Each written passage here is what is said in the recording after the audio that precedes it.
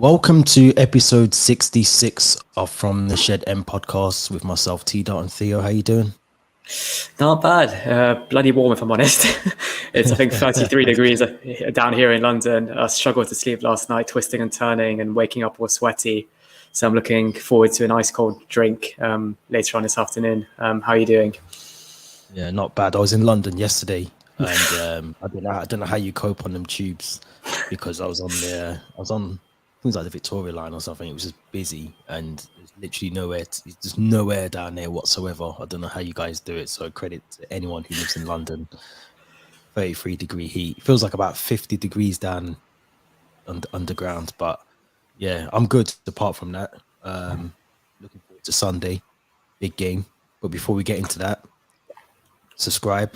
You know what I'm going to say, guys. Subscribe to the channel. It's growing slowly.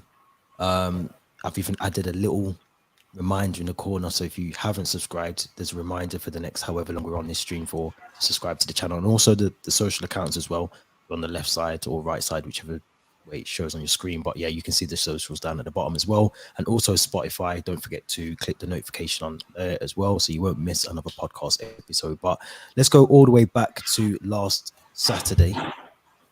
Weird game, evening kickoff, 5:30, Everton. Give me your thoughts. Yeah, I mean, let's start with the positives, because 3 points at Goodison Park is always positive. Like I mentioned in the last episode, we hadn't had a victory there since April 2017 when Antonio Conte was in his first season. So it's been a long time coming now.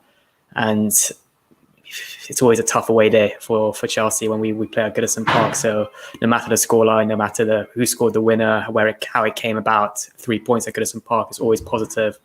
Especially now that we've got that fixture out of the way, because that fixture, you're always dreading it, especially if it comes around November, December time. There'll be injuries. It'll be a tricky away day. So I'm pleased in that aspect. I still think it was a very lackluster performance, almost like how we stopped the season last season. A lot of those very average performances from players that I really expected to stand out, the likes of Mason Mount, the likes of Kai Havertz. I think Aspi was he looked like a bit lackluster as well. Chilwell as well. I think I WhatsApped you. He still doesn't look 100% fit. We said that that's going to take some time, possibly another 4 or 5 months. More positive, actually, all the new signings I thought were superb. I thought Raheem Sterling looked really dynamic. He looked really lively. Every time he had the ball, he looked to dribble a player. He looked to create something, which is what we need. Same thing with Koulibaly. Very positive performance from him. A lot of blocks. Really, really positive. And a new signing who came off the bench, Cucurella, I thought was fantastic. He looked really dynamic. All of his passes were forwards. He looked to drive the ball up the pitch. I rarely lost the ball as well. So I think he's definitely going to start on Sunday ahead of Chilwell, if I'm honest. Another player who got the winning goal, Jorginho, who divides our fan base a fair bit, I think. I thought he was very solid as well, actually. I think his statistics showed, 86% of his passes completed. He kind of dictated play from midfield. And I think compared to Kante especially, he looked like the better of those two midfielders.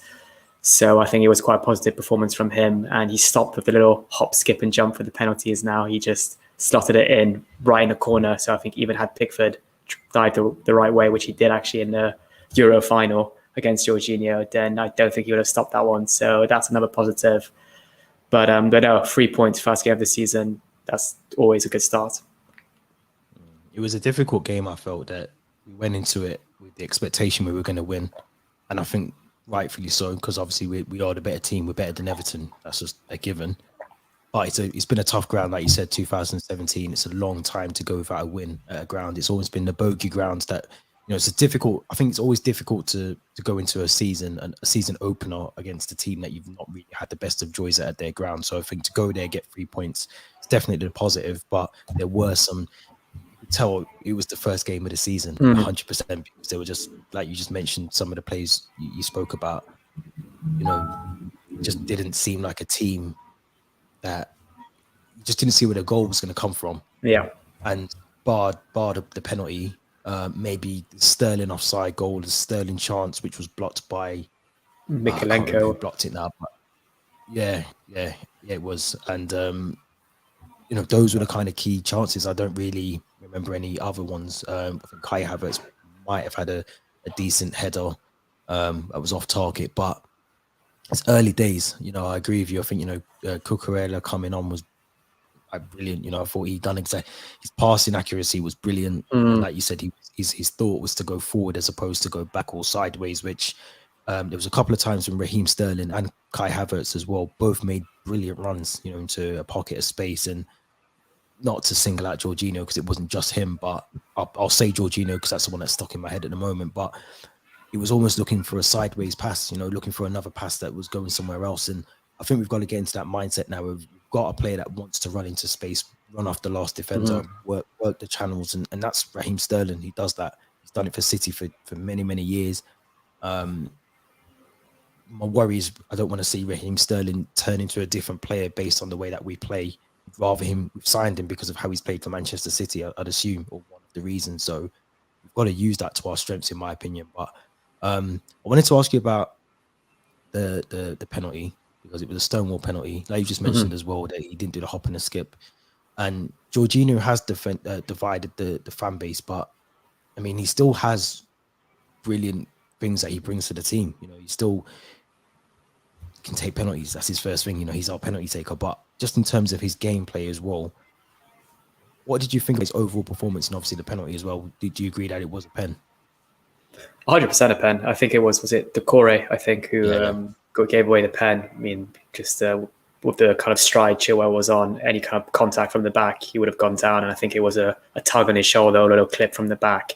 And I don't think even Decore had much to complain about. That was definitely a penalty. The technique of the penalty, a lot more reassuring to see the little hop, skip and jump. Often when it goes the right way, it fools the keeper. But when it doesn't, it's just an easy catch for the keeper. We saw it a few times last season. I think it was against West Ham, wasn't it? Where it just didn't fool Fabianski at all. So I think it's maybe he's kind of reflected on that in the summer, and that's where his goals come from. I think his last 20 goals for Chelsea, I think that's what a statistic like this, have come from the penalty spot. And if my memory serves me right, his last goal from open play was against Arsenal at the Emirates when we beat him 2-1 with the Tammy winner. So it's been a long time and a lot of penalties in the meantime. And his overall performance, like I said, I think he was the standout midfielder ahead of Kante, which is quite surprising usually because Kante is often very dominant, always intercepting the ball, always winning the ball, often kind of driving forwards. But Jorginho seemed a bit more calm on the ball, less kind of hectic or less kind of wanting to rush things, which Kante seemed to do at times and then often lose it straight after or give the ball away. I think Kante's passing on last Saturday was very, very poor. He often gave the ball away, which he rarely does. So no, it was a really reassuring Jorginho performance. I still think we'll get another season out of him, max, or maybe 2 seasons. But if he can carry on at that level, then I'm more than happy to have him as a starter for us. I mean, there's one big thing, and I agree with everything you just said, but there's one big thing that does worry me about Kante and Jorginho is they're both in their final years of their contracts, I think. So you do kind of wonder if we're going to lose one, which I think we will. As far as I'm aware, there's been no talk of renewals. There's been renewals with Mendy. Mason Mount, I think, is another player that's been spoken about in terms of a new contract, but there's nothing about Jorginho, nothing about Kante, and you just think Jorginho potentially would be the one that we might lose. I think he's been the one that was linked, I think, to which Italian club, might be Juventus or Juventus, I think it was Juventus. So, you think more likely it'd be him that goes. But one of the questions I wanted to ask you, sort of away from that, was during the Everton game, I think one of the first subs was Reece James went to left wing back and Ruben Loftus-Cheek went to right wing back. And Cucurella was still on the bench. And at the game, I mean, we were all trying to work out. I think at first, Reece James thought he was coming off, but he wasn't. He went to the left side. And I was trying to work out why you would leave a play that you've kind of forced through the deal. We rushed it through on a Friday, trained with the team, took him to the game. But you use your right-sided defender to play the left side when you've got a left-sided defender. Do you think it was just a tactical thing? It just seemed weird, to see. And I know Ruben Loftus-Cheek, his best position isn't on that right wing. It's more in that central midfield or defensive midfielder. I just feel, and even Raheem Sterling's come out. I think he had a press conference yesterday and said that he prefers to play on the left wing or on the wings, but Tuchel's playing him down the middle. do you feel that Thomas Tuchel sometimes does get that tactically wrong in terms of playing certain players out of their positions or at their unnatural position? Yeah, I mean, obviously we'll never know what was said in the dressing room at halftime. Maybe it was, like you said, tactically to target one of the Everton players who was a bit fatigued, and maybe Loftus-Cheek could come at him with pace on that right hand side. And same with Sterling. I think Sky Sports showed the lineup with Sterling down the middle, Havertz on one of the wings, and then they actually ended up switching or vice versa. So I think it's purely tactically, but I do agree with you. I think players like Sterling have their natural positions. Same with Loftus-Cheek, same with Reece James. And especially when we've signed Cucurella on the Friday and he's travelled to the squad, you'd bring him in earlier maybe to play on that left hand side. But I think maybe it was tactically. I can't really give an answer, but I'd much rather see players feel happy and more comfortable in those positions that they're asked to play. No, I agree. Final bit on Everton, Chelsea. Broja came on. Thought he played really well. Thought he looked like he fitted into the team. I mean, I think that the loan deal to Southampton's obviously helped him adapt and understand what the Premier League's all about. But he didn't look out of place at all. You know, he looked like he was willing to make the runs that he needed to do, take players on, hold the ball up as well. He done that really well. Potentially see him against Spurs on Sunday, do you reckon? Definitely. I think he even scored past Spurs, I think, last season. If my memory serves me right. And he looked very, very comfortable. He's only had one season in the Premier League, but he looks like he's been in the league for years. Very mature for his age as well, I feel. Same thing like we said about Gilmore. I always say how mature and composed they are on the ball. I think Broja's very similar in that aspect. And it was a very promising cameo performance. And with all the fixtures that we have this season, he's a player that we definitely need to keep hold of, our only natural number 9. So I think we'll be seeing a lot more of him in the coming games and the rest of the season. I agree. I hope so. I hope you're right. Let's move to the battle at the bridge. We hate Tottenham. Big game. It's a massive game. It's a massive test, I think, for both clubs. I think going into this one, because we obviously didn't play the best against Everton. Spurs battered Southampton, which was probably not the best opening game for them because it doesn't really tell you where they are in terms of the players that they've brought in. But you do have to look at the two teams based on the fact that we've got a brilliant record against, Thomas Tuchel's got a brilliant record against Antonio Conte whilst he's been at Spurs. What do you think going into this game in terms of a lineup? What would you change? Obviously, we've been told today that Alonso won't be featuring due to his trying to push his deal through for Barca, and Kovacic is out with a knee injury, which is the same injury that he keeps getting all the time. But what would your lineup be against Spurs on Sunday? I think actually it would be a very similar lineup to Everton and last Saturday. I'm glad that nothing was mentioned about Koulibaly and that slight injury that he seemed to have against Everton, because he's going to be a really important starter for us, maybe alongside Silva again, who for me was man of the match against Everton. I forgot to mention that he was superb. I will always lost for words with his performances, but he was brilliant. And maybe again play him again alongside an Aspi, or this time maybe a Chalobah, or play Reece James as one of the centre backs, and maybe experiment with Loftus-Cheek and Cucurella as the wing backs. I'm not too sure, but I think I'd play a very similar lineup to the Everton game, with Jorginho and Kante in midfield and a front three of Havertz, Mount, and Sterling. Like we've got 5 subs, we've got brilliant depth. We saw that when we could bring players off the bench, the likes of Pulisic, the likes of Loftus-Cheek, the likes of Cucurella, those players. Ziyech hasn't featured yet, but he's another player who could play a part as well. But I do think it's going to be a very similar lineup. In terms of Spurs, they've strengthened a lot this season. Conte's had his first pre-season. He seemed to really kill the players almost in South Korea. We saw that video of them looking absolutely drained when they had to do their deep test or their shuttle runs. So I think they'll be fit. They'll be up for this game. Tuchel won every single game he's played against Spurs, and he's never conceded a goal, I think, since he's been Chelsea manager against Spurs. So, but I think it's going to be a different looking Spurs side this on Sunday. I think they will score. But yeah, in terms of lineup, like you asked, I think it's going to be a similar one. I've got a different opinion, and I was thinking this morning. So I was thinking, against Spurs, I don't remember. I think maybe at the 7 games or 6 games, wherever it's been under Thomas Tuchel, I can't remember how many games he's played a back five against Spurs. And I think he's going to go to a back four tomorrow or Sunday, not tomorrow. I think he's going to go to a back four. I think if in the Carabao Cups it was a 4-2-2-2 or something along those lines, it was very weird. And Sar left back, wasn't it? Yeah. I think that was one of them. I can't remember which leg that might be, the second leg. But and even in one of the league games, we played a four at the back, 3 midfields, and then 3 going forwards. And and one of the questions that was asked of Thomas Tuchel today was, "What's the gift, or how do you keep Kane and Son quiet?" And he gave a little chuckle. But I think that is the secret. You don't play 5 at the back; you play 4. You get an extra body in midfield, and I think that's the only way we win that game on Sundays. Ideally for me, I'd have Koulibaly, Thiago Silva as my centre backs. I'd have Cucurella as my left back. I'd have Reece James as my right back. If I was going to do the 2-2-2, I'd have Kante, Jorginho, probably Gallagher, Mount, and Sterling and Havertz up front. That would be my. I was going to say that formation is where Hakim Ziyech excels in, doesn't he? When he can kind of play on that right hand side and cut in on his left foot, and that's when I think he even scored when he played in that formation, that curler in a 2-0 victory last season. But no, it's a very valid point actually. And there's that back four you mentioned. I'd have a lot of faith in them.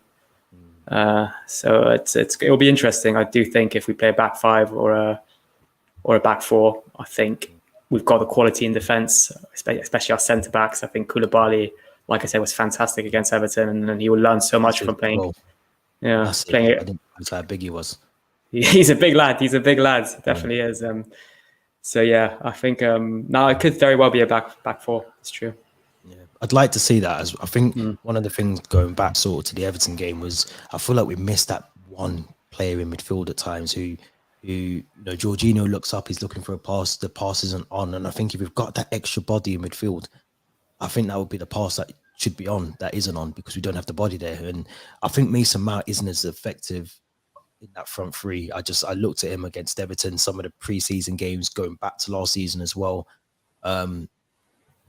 He back-to-back player of the season, wasn't he? And he did play naturally most of those games in that front 3. But I just think if we had him in midfield, maybe ideally in a 10 role, we don't have that kind of formation. We don't play that kind of way of the football. But even in midfield, if we did do a 4-2-2-2-2, if he was just behind Kai Havertz or just behind Raheem Sterling, just to feed that ball through, take on a player or do something different in midfield or bring the ball forward a bit, I think it would just make a massive difference. And I'm hoping we go back to a back 4 for this game because it's worked in the past. I don't know why we would change it.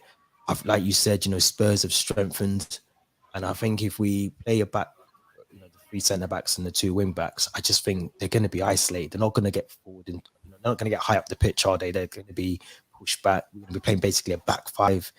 It just limits what we can do. And I think if we've got that extra body in midfield, it might just give us a bit more security in the middle of the pitch as well. And I'm pretty sure I said that in the Carabao Cup last year, that the game will be won in midfield. I believe it will be in this game as well. I think we'll just got to be ready for that battle. They've got some really good players.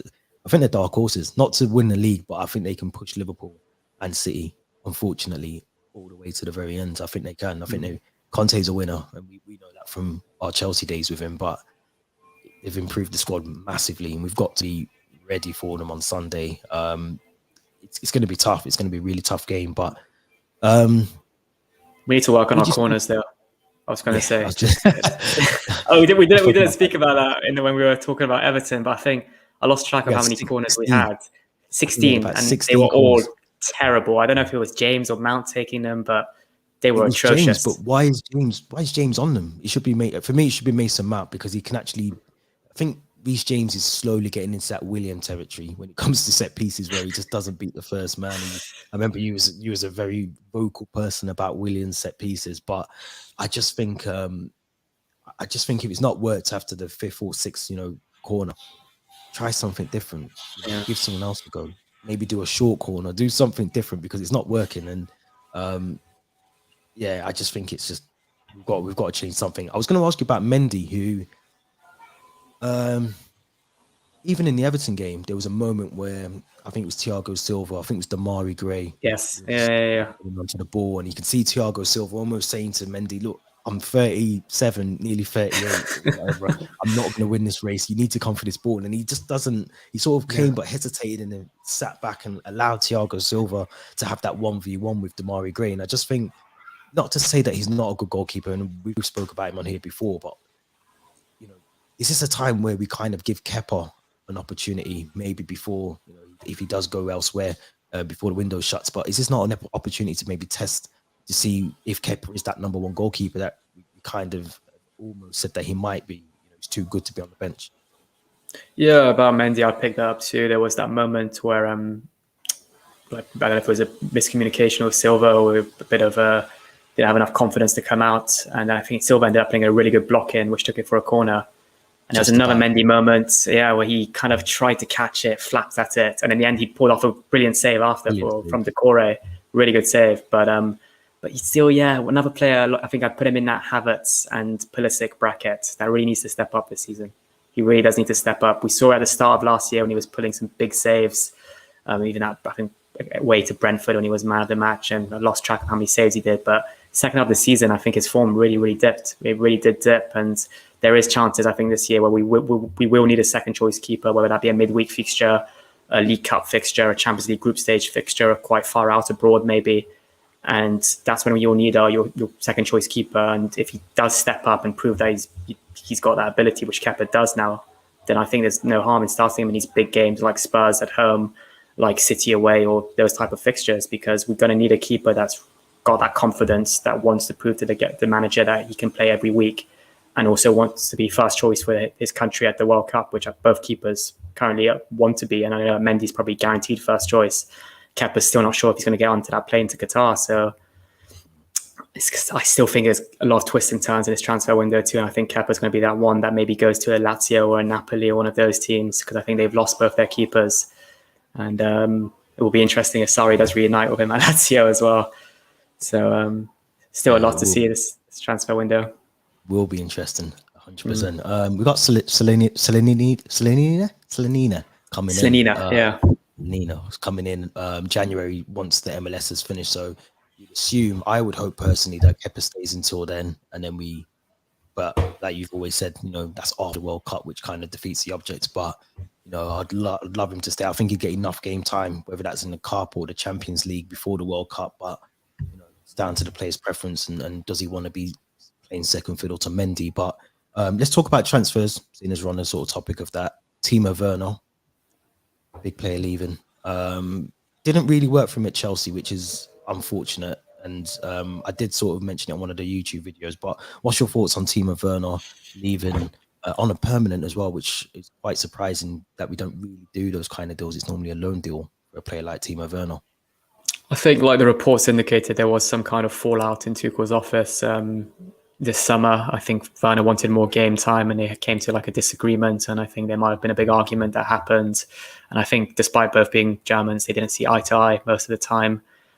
I said last summer I'd give him one more season to prove himself. And if I'm completely honest, last season he didn't really excel when he was given the opportunity. There was a couple games, I think, in Madrid away, Southampton away, in that April period where he was fantastic. And I was thinking to myself, if this is the Werner that we signed from Leipzig, then let him play every single game. But that was just a small purple patch and small period. Clearly, I think the player wanted game time. He wanted to play regularly. He wanted to be in the manager's plans, which I don't think it happened with Tuchel. So gutted it didn't work out, because he was a really likable player, really likable personality, quite quirky, and he did really work hard, and you could really tell he had a good relationship with the fans. But now, obviously, he's no longer a Chelsea player, so we can just wish him the best and hope he does what he has to do in Leipzig and has a good World Cup with Germany. I think he will. I think he'll go back to the Bundesliga, and he'll hit that form that he did exactly before we signed him. And I think coming to the Premier League, sometimes you've got this added pressure, and I think he came with that added pressure. We were crying out for someone who could score goals. People have probably gone on YouTube and watched what he did in the Bundesliga, and then he comes here, and there's this added pressure for him to do so well straight away. There's a couple of times he missed sitters, and it felt like probably at times he was carrying the whole club on his back. You think about some of the games he played in, but he scored some vital goals, and people forget how many goals. I think I read in the Champions League, I think he's the top goal scorer, and assists under Thomas Tuchel. Might have got that wrong, but I'm pretty Yeah. sure I read that one night. Another statistic I saw was every Champions League game he started for Chelsea, I think we never lost, something like that. He's one of those players that honestly he puts a shift in, and I remember saying about Timo Werner, there's a lot of things that he does off the ball that sometimes goes unnoticed that you don't really pick up during the game, or just because you potentially don't look at or analyze the match that way. But there's a lot that he did off the ball, certain runs that he would make. He wouldn't stop, creating space for others as well. So I think it's a shame that he's gone on a permanent. I think it's the only thing that I know a lot of people. I was probably one of them that wanted him out of the club at one point, but he's still got a lot of development in him. And I think it'd be a shame again to see him do a Mo Salah and become one of the world's best in a couple of years. So another player that's gone is Malang Sarr on loan, I think, to Monaco with an option, or I think it's a mandatory fee of 10 million. I think I read. Good bit of business or bad bit of business? I mean, listen, last season I thought he was a decent squad player. He filled in when he had to fill in, and more often than not, he was scapegoated when things didn't go so well, maybe because he didn't arrive with that big price tag and he wasn't maybe that flashy player that a lot of other people wanted to like. But possibly a good bit of business, especially now that we've got Koulibaly, we've got Cucurella, we've got Levi Colwill, who was just a loan, who will come back next season. Yeah. So, obviously there's a chance for him to do really well at Monaco and they make it permanent. And then we end up with that Tomori, Salah, Lukaku, De Bruyne situation. But I've got a feeling it might not go down that way. And there could be some kind of clause that we're not aware of. He has to play a certain amount of games for them to make it permanent, which is often the case. I think Monaco did the same with El Shaarawy when he went there on loan, and they never actually ended up buying him because they just let him sit on the bench and not play. So, but no, I do wish him the best, and I think they might have just missed out on Champions League Monaco, so maybe they're in the Europa League, so we'll get a good bit of European football as well. It's a fair shout. Let's talk about some incomings, because we're still linked heavily with Wesley Fofana, potentially going to be the world's most expensive central defender, or so I read the other week. So talk to me about Wesley Fofana, because I was a bit on the fence initially when we were linked with him, probably before the sanctions, and now that we've missed out on Leeds, which I thought was probably our first primary target alongside Koulibaly, which we've got. But he has got Premier League experience. But for what is going to be in the region of 85 to 90 million, which is what Leicester, I think, are holding out for, would you welcome him to the club now that Malang Sarr's gone for £90 million? I mean, like you keep saying, it's these clubs know that we're desperate for players and centre backs, so they can afford to ask for that price. And Leicester are a selling club. They've sold Mahrez for big money. They've sold Maguire for 80 million. They're looking to Drinkwater as well. I forgot about him. Tillemans is another one they're trying to offload, I think, with a year left on his contract. So I wouldn't be surprised if they get the 85 or 90 million. Obviously, you don't want to be that player that has that kind of label of being the most expensive centre back in the world, because with that comes the pressure of performing. And we saw with we saw with the Harry Maguire that often it doesn't work out and that pressure gets to your head.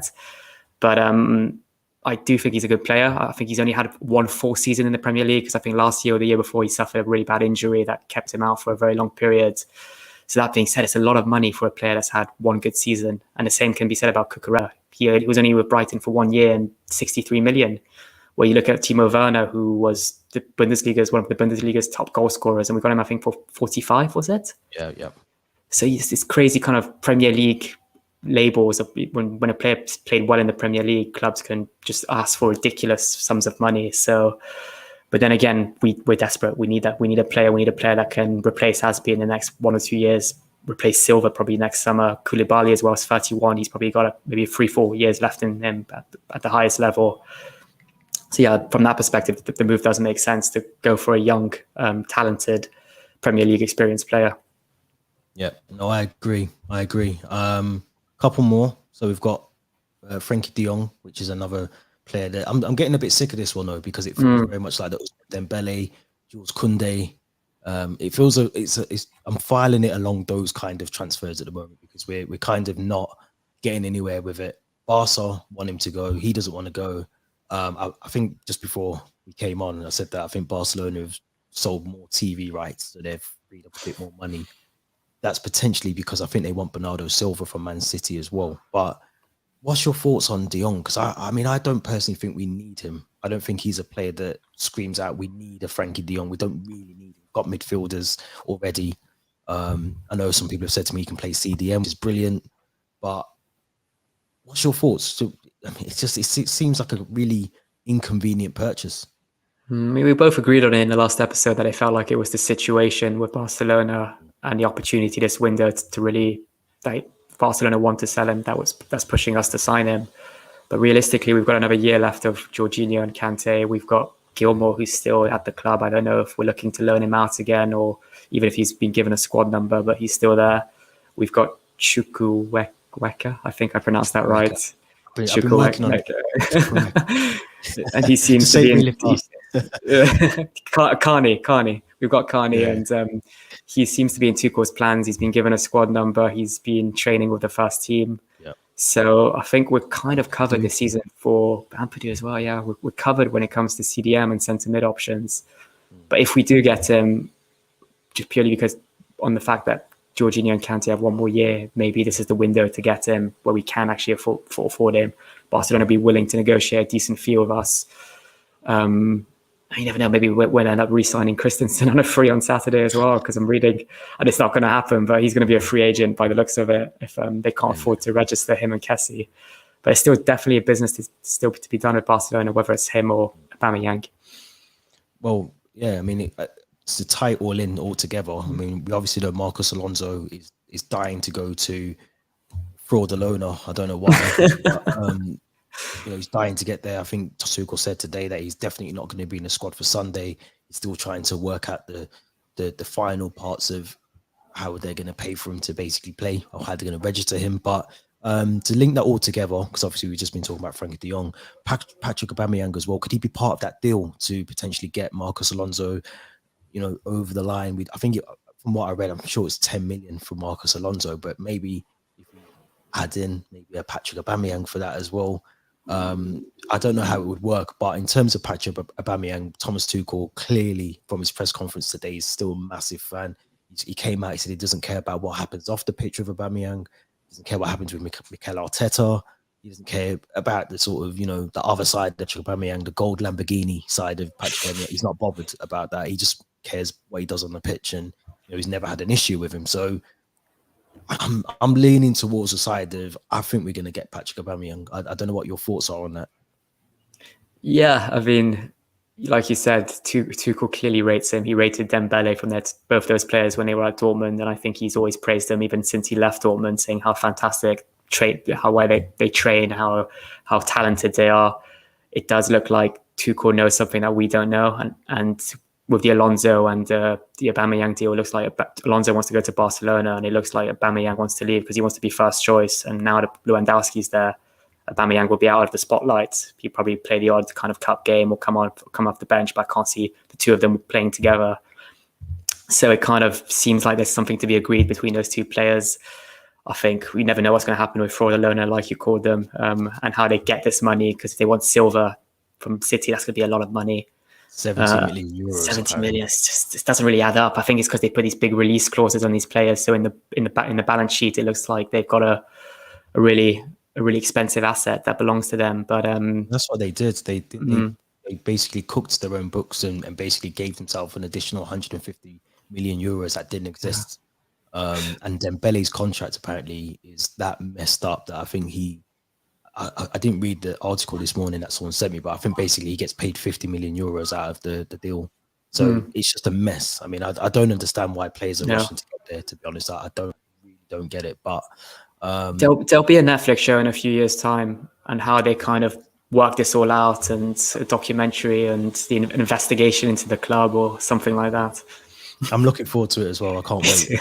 I can't wait to see that. But keeping it sort of in La Liga, I don't know if you got to see that Real Madrid won the Super Cup, which actually was good news for us, because Eden Hazard has given us £20 million for winning the Super Cup.